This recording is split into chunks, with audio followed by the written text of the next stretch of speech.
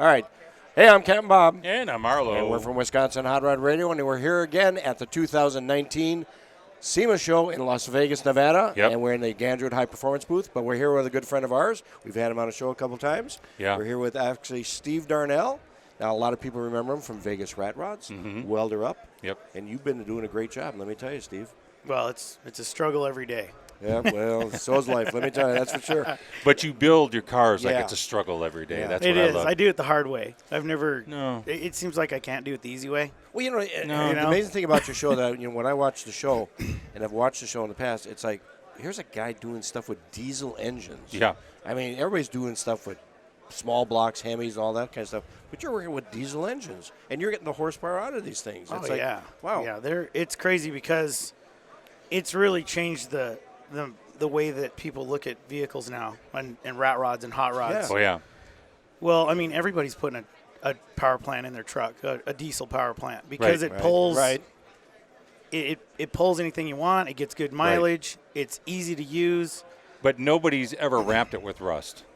You're the first. Yeah, You wrapped it with rust. exactly. Yeah, it's been I think 11 years ago. Yeah. I built the D-Rod. First twin turbo 6-cylinder Cummins in a 28 Dodge for sure. That's respectable, man. But it really blew it up. It I did. mean, once it hit the ground, oh, it was so hated on. Yeah. I loved it, dude. It just hated. Everybody was hating, Yeah. and the ham, everybody get on there ham, and right. just Yep. talk shit. It was so good because it just kept everything so like interesting. You know what I mean? Yeah. And that's kind of what got me here, really. And then once it got through its hater thing, I mean, people were the ones that made Hot Rod magazine. Yeah. They were canceling their hot rod membership, and I mean, it was great. Wow. I didn't know all that. Yeah, it was. I mean, I almost got in a couple of fist fights over it, actually. Here's what I'm going to tell you. I think when the photographs don't do your vehicles justice. And I think once people see it in person, then they go, oh, I get it. A lot and of I just say time. that because, Right. we get people talking about you all the time. We travel around a lot, and we talk about you and your vehicles, and they go, well, I don't know. And I tell them, have you ever seen it up close? Yep. Have you ever walked around it? I mean, it's safe. But not only that, but the detail that's in it, you need to know that they need to see it up person because it's amazing. And when you're building something like what we do, like the guys that are in the rat rod industry or what I'm doing, you have to make it above and beyond because the first thing they want to do is hate it. Right. That's the first thing they do. That's what I'm saying. It's a piece of crap. And a photograph doesn't do it. It's ruining our culture, blah, blah, blah. But when they walk up to it and they actually see the amount of fabrication that went into them, the thought, the decoration, the design, all the little tiny details that you can't see. Yeah. Once they see it and they walk away from it, then they kind of become a fan of it. And They then become a like lover of it. Right. Yeah. And, it's crazy to take something that you've literally made off the shop floor.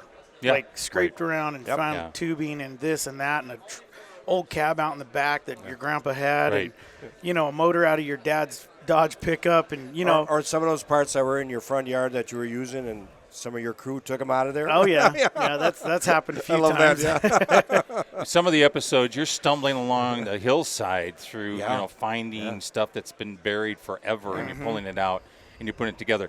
But they need to see this stuff up close, and they need to see the safety that's in it and all that stuff. Because, in the rat rod world, you go to a traditional show, they see that car pulling, and they go, oh, my God, I would never drive that, kind of thing. Right. And there are, shiny cars, too. They're not built right. A lot of them are not built right.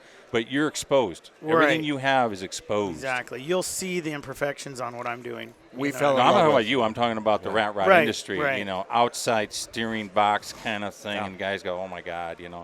I fell in love with the 55 Chevy you did. I thought that was so cool. Yeah. When you had it here, too, a couple years ago, it was like, wow. Yeah, the black one? Yes. Awesome car. Yeah, that one's the one notoriously that came out of Charles Manson's place up there in Death Valley. Yes, Yeah. that's right. Tell the story on that one. Well, Because, I got it from a friend of mine that got it from a guy that was pulled off the place. And I don't, off the place meaning somewhere in the area. Yeah, in the I area. I can't say exactly like that it is something Charles Manson was, and cruising around and this is true. This is true yeah. now. And so but it's cool. I mean, I got the car and yeah. one thing got carried away with it, and I just said, let's make it a pretty cool car. So CTSV Cadillac motor in it, 6-speed automatic, C4 Corvette drivetrain, airbag. Wow. The interior's all done spot on. It looks good. I mean, you open it up, it looks like a Cadillac in there.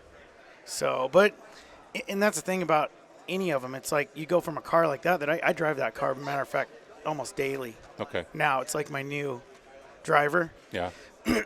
But you take that to, say, like my iron rod, and I don't know if you've seen it. Did you see it in the valet out there? Yeah. Yep. And I drive that home all the time, too, and it's just crazy because it's got this twin-turboed 4-cylinder Cummins welder hooked to a SA200 electrode on the back, and you could climb up and weld the crack of dawn with that thing. You know what I mean? It's just a cool truck. Well, that's how I got to ask that question. How did you ever get involved in it? I mean, what is your background with the diesels? I mean, were you just one day? Or the rats as well. Yeah. I don't know. I mean, I always loved. I loved farm equipment. I know this sounds crazy, right. But my uncle had a ranch up in Montana, and I'd go out in the back, way back. He'd take all the old farm equipment, throw it in this pile for literally 100 years. Mm-hmm. And they had these Model A's out there that they turned into buck rakes. I don't know if you know what a buck rake is. But I don't. But back in the old days, what they would do is they would cut the hay in the fields. Yeah. And they'd take these Model A's, and they'd put dualies on the rear tires and drive them in reverse. Okay. What? And they had a rake on the front, and when they used to cut hay back there, they would just cut hay, and these rakes would come push them into a pile. I didn't know. And then when you pushed the hay into a pile, there was a thing called a beaver tail. Okay. And you pushed it onto this beaver tail, and the beaver tail would pull it up and flip it into a haystack. Okay. And that's how they fed their cattle through the winter. And, I'm looking at these things, and they're all made out of, chains and cables, and and they got, PTOs off different. I mean, it was insane, well, they had to do what they had to do back then. Drilling you can't go buy rigs. something Well, big. you got to give them the credit because they were the ingenuity behind it many years ago. And I try to explain that to people how, them farmers and ranchers, them are the ones that were, think about the 30s through the Great Depression. Right. They had no money. Right. So they were Exactly, taking cars from the 20s and the 30s and turning them into stuff because Productive stuff. Right. And all the way through World War II, I mean, these guys were still, all the iron was going to the war. Right. So I tell everybody, about rat rod, and I'm like, dude, this has been around forever. This is nothing new. You are right about that when you think about it. These guys back in the day, that's what they did. I've seen drilling trucks that they used to drill with that have 2 or 3 Ford 4-cylinder motors, transfer cases, U-joints run into something else, to this and that. Unbelievable, isn't it? And I mean, just it blows your mind, And so I think that's what, like my welding truck, like the iron rod, I go back to that. I built that after World War II, something that a guy that came out of World War II that was in his 40s, my age now, late 40s, as a worker every day. Right, going. What the truck would look like, because they were skilled, fabricators. They were machinists. By the time they got out of the war, they were like, hey, we made it. Yeah. First of all, and troubleshooters. They take these in trucks, the field, and they couldn't afford an engine-driven welder, so they made their own stuff. Yeah, right. And they found these forged, anvils and forged vices from the 1800s, right. And they were still using them because I still use them. Isn't that crazy?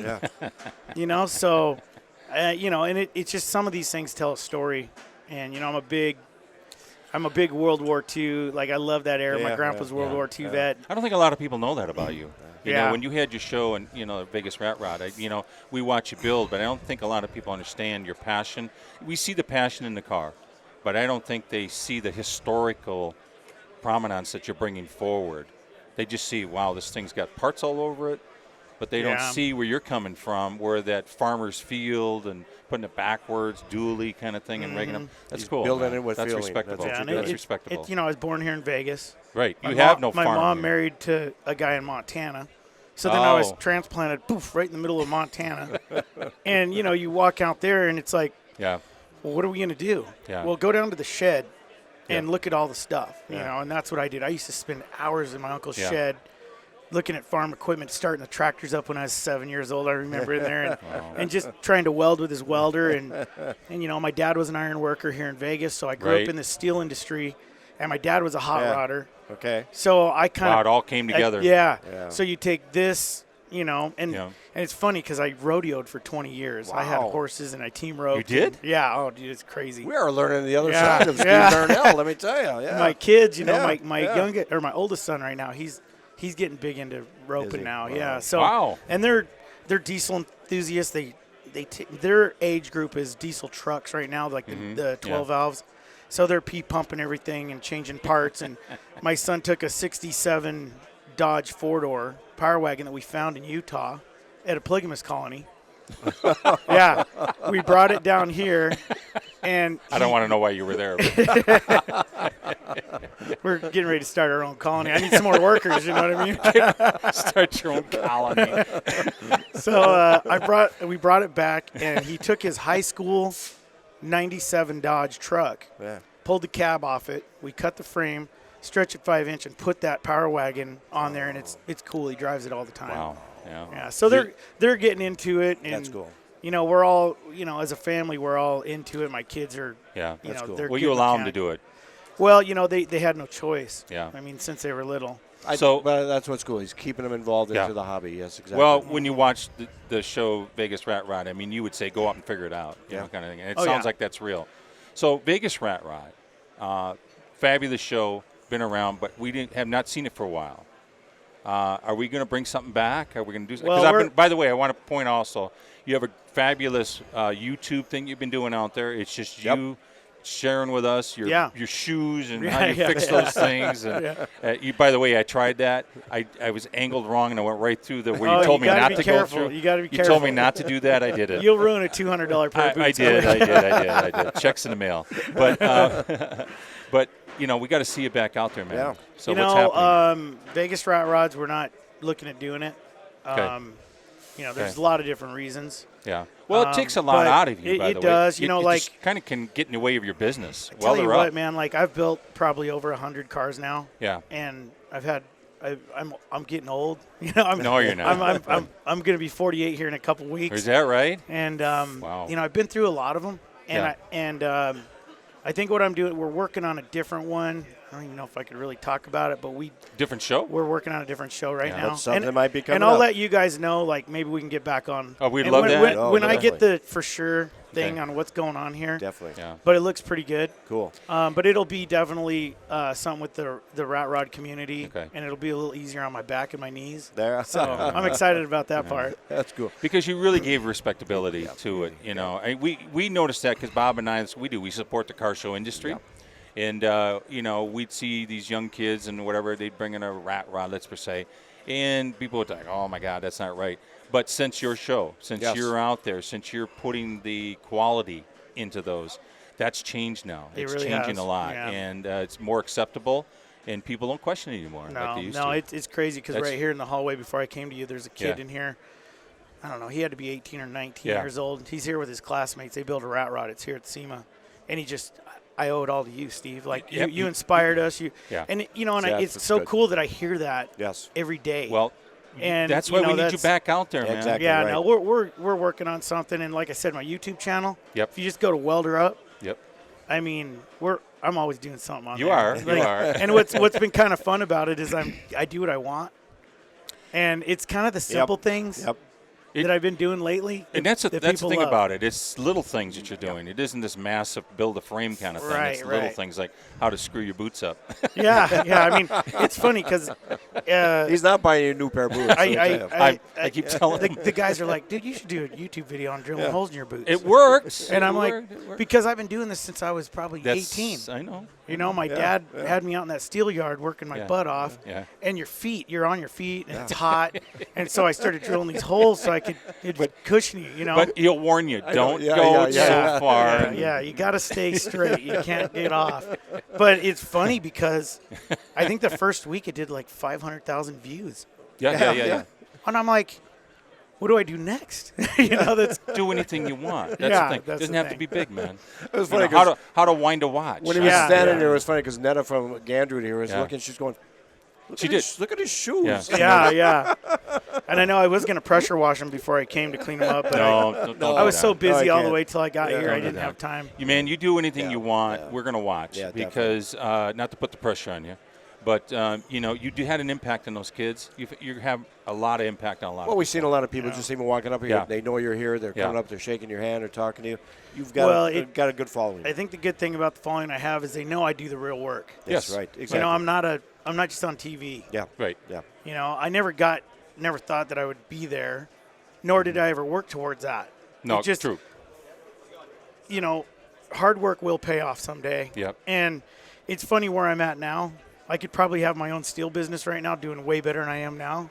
But I got caught up in this thing, and I love it. But I love the people in the car world, and I like SEMA. I mean, shoot, I walk around here, and you got these people that are from literally in places I've never heard of around the world that watch it.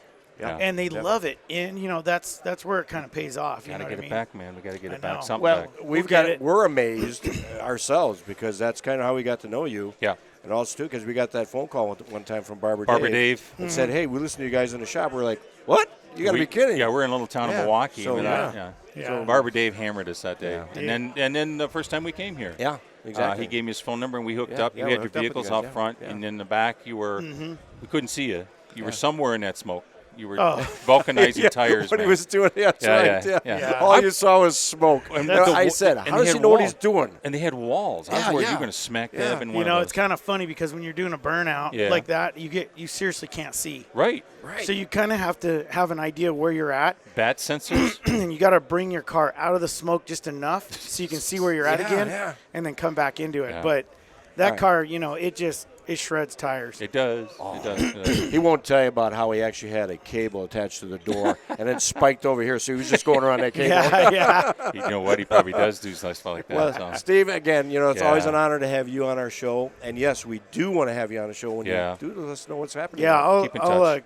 You guys just maybe let me know when, maybe give me a couple weeks. We will. Not a problem. And I'll know, and then we'll set something up. All right, man. Sounds very good. Appreciate that. Thank you. Appreciate it, brother. Thank you. Sorry for the horsey voice, but it's been a long week. Hey, I've got it too, let me tell you. I mean, I've been talking I'm the only one with water. I know, and I had this Starbucks coffee today. That's not helping. As we told our last guest, you could be coming back to Wisconsin with us right now to snow. Yeah. I am. I do not envy you guys. Halloween, 6 inches of snow. Yeah. It's 17 degrees right now. Yeah. It's crazy, man. Hey, do you think our so we're staying here for another 6 months. And we got to put our stuff away. We got to put our stuff away. Yeah. On Halloween, I put my hot rod away in storage. That's what we have to do. I'm slipping and sliding in the snow and the mush and all, and salt.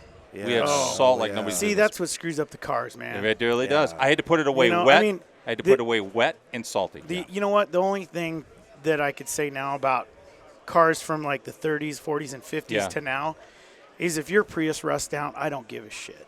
I just don't. Exactly okay, right, yeah. Your Hyundais and your even your Tahoe. Because the only good thing about that is the LS motor in it. Yeah. So you know what? You guys just send your motors over here when they're rotted. The cars are rotted out, and we'll make hot rods out of them. All right, my friend. Once again, thanks, Steve. All righty, again, we are Wisconsin Hot Rod Radio. We're here in the Gandrud High Performance booth at SEMA 2019 in Las Vegas, Nevada. Keep tuning in. We're going to be doing more at SEMA.